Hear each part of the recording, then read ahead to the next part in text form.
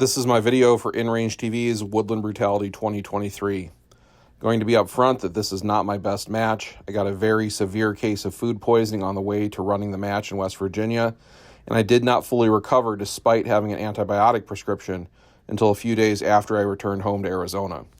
While I was no longer suffering the obvious effects of food poisoning during the event, I was still suffering from muscle weakness, fatigue, and a fever. To accommodate for being sick, I spread out my stages over as many days as I could, saving the most physically demanding stages for last. I am competing in Armored Plus P Division using the What Would Stoner Do rifle and the Beretta 92X Performance. Are you as good as they say you are? Every once in a while. This stage is inspired by the Steven Seagal film Sniper Special Ops, so of course you start seated in a chair. The first two targets have caliber-based hit requirements. If you're shooting an assault rifle cartridge like I am, you have to hit them twice each. Once at the wall, grab the kettlebell, throw it over, reacquire the rifle, and there are 3 full-size IPSC steel targets at 400 yards down range.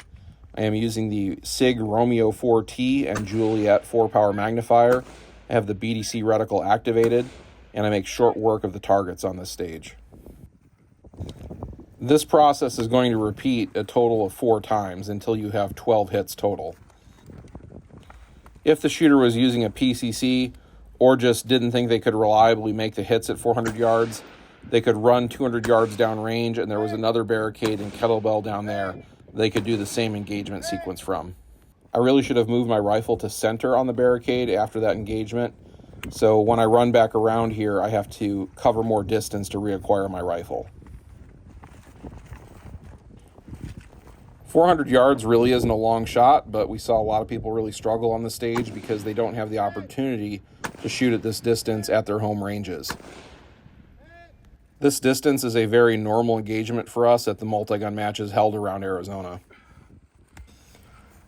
Now, I know I'm having a pretty killer run despite feeling sick, so on the very last target here, what am I going to do? I'm going to miss a whole bunch before I actually make the hit.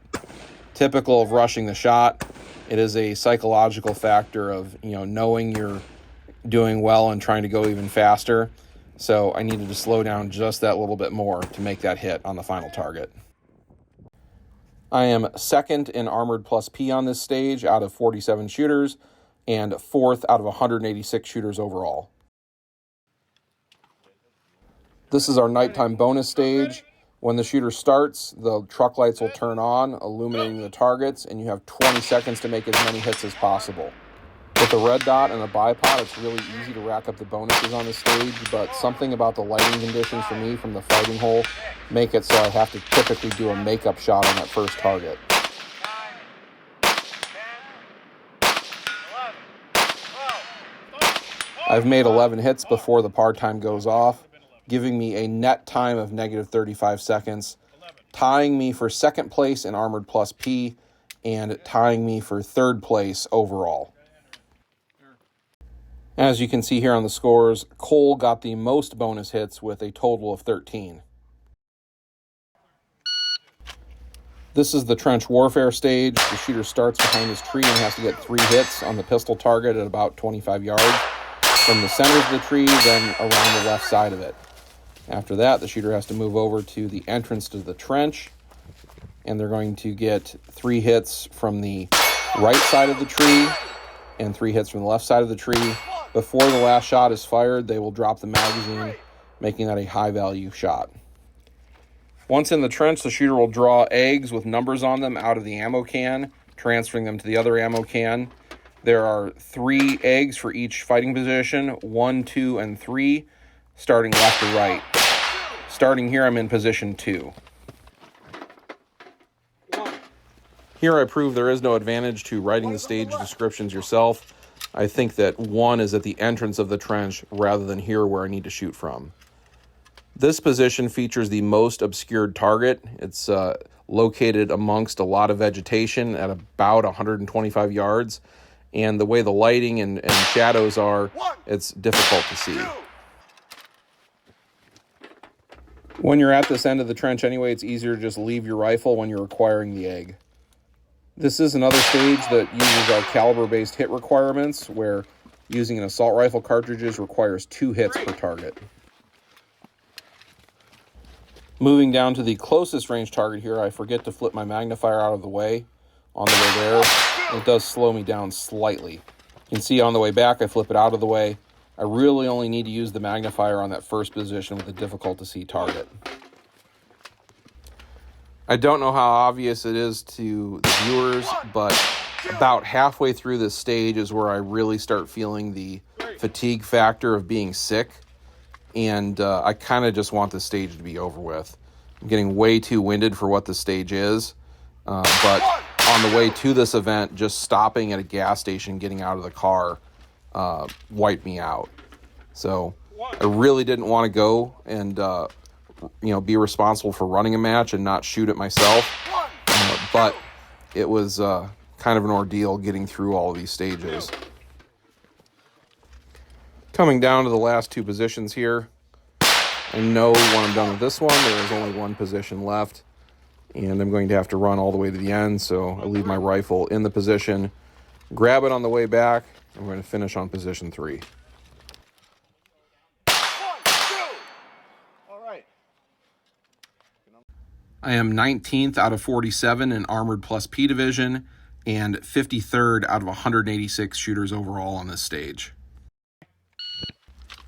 This is a pistol-only stage. I'm starting with a 30-round magazine in the 92X.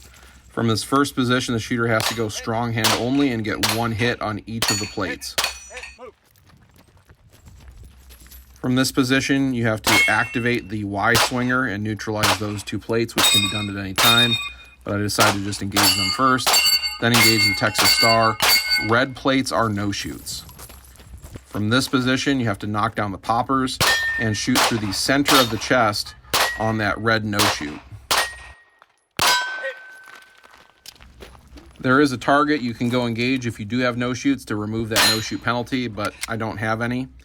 From this position, you have to rotate at least one spinner, and you can rotate the second one for bonus. My new 30-round magazine here is having trouble, so I reload with one of my 18-round magazines. On a double spinner like this, because you have hang time where you're waiting for the plates to come back into the engagement zone, you might as well shoot both of them at the same time. You just got to keep track of where they're at. I know I can easily finish off the other spinner as well, so I reload and end up with a minus 30-second bonus.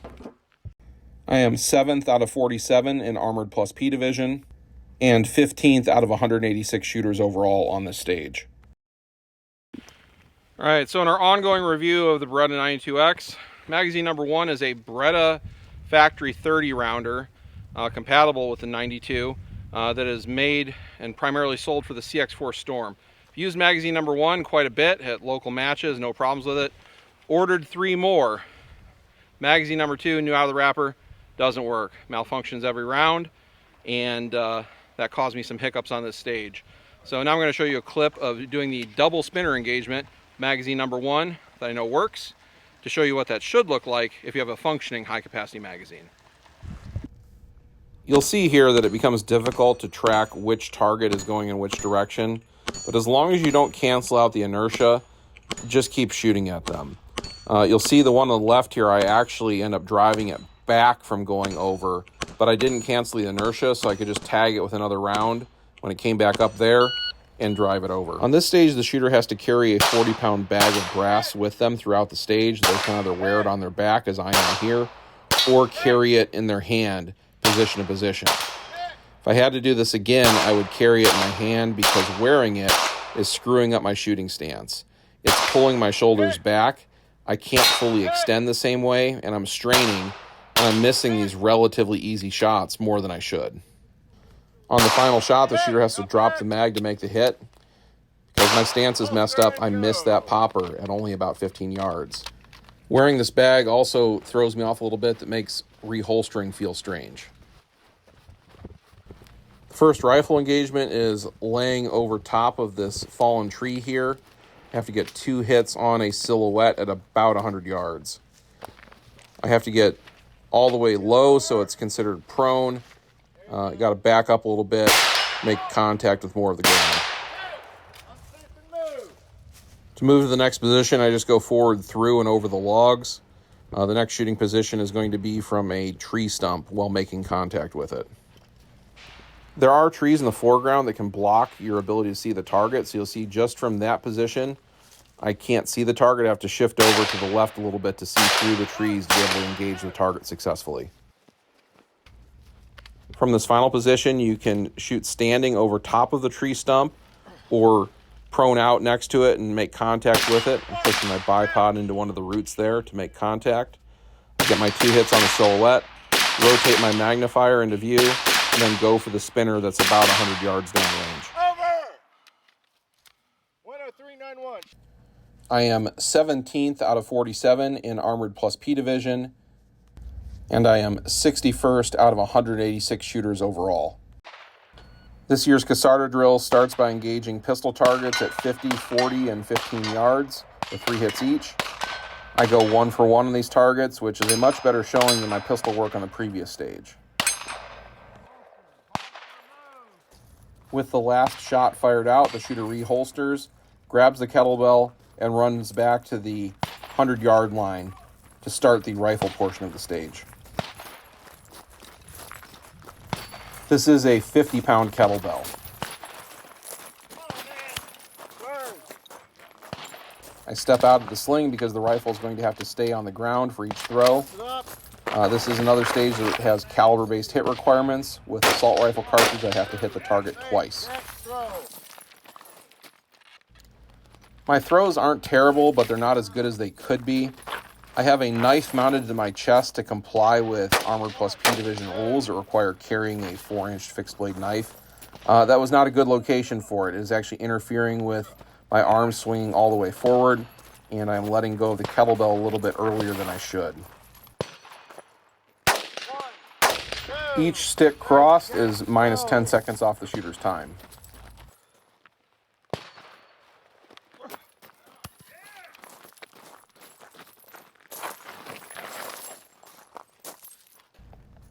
After this iteration is when my stomach starts cramping up, making me feel like I want to just double over, and I have to think through every movement of my body to keep going, thinking through getting a knee up, standing up, picking up the kettlebell, throwing it, forcing myself to keep going. I just shot the same style of Casado drill minus the pistol portion back in November. Same target, same weight, kettlebell, etc. And I did the whole thing in about 90 seconds. On this iteration, I'm going to find out that I'm probably about 40 seconds slower than I normally would be just because of how sick and shitty I'm feeling. It looks like my throws are getting shorter for each iteration. It's just hard to focus on good throwing technique when I'm putting a lot of mental energy into just staying on my feet and keep going. One more big yeet. Yeah.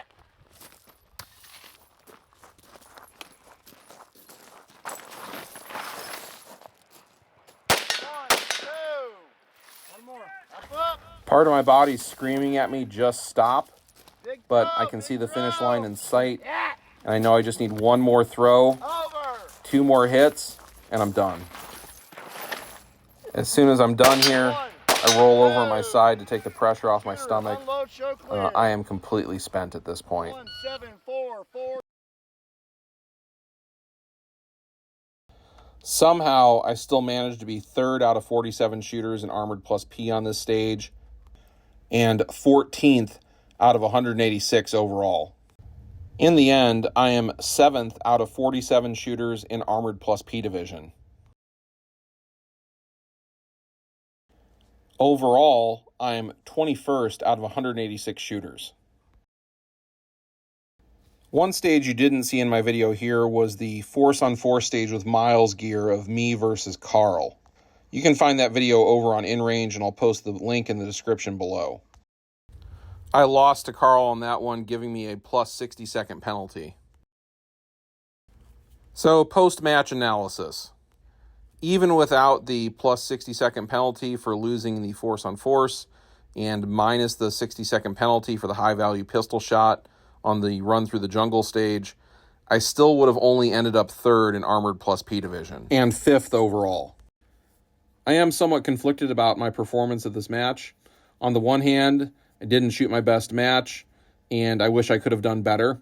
On the other hand, I think I did pretty darn good despite being very sick throughout most of the event. I did fairly earn both penalties I got, and there was lessons to be learned from both of those on what to do different next time. If you like this kind of in-depth match analysis, please consider supporting me on Patreon. Thank you for watching, and remember, the Second Amendment is for everyone.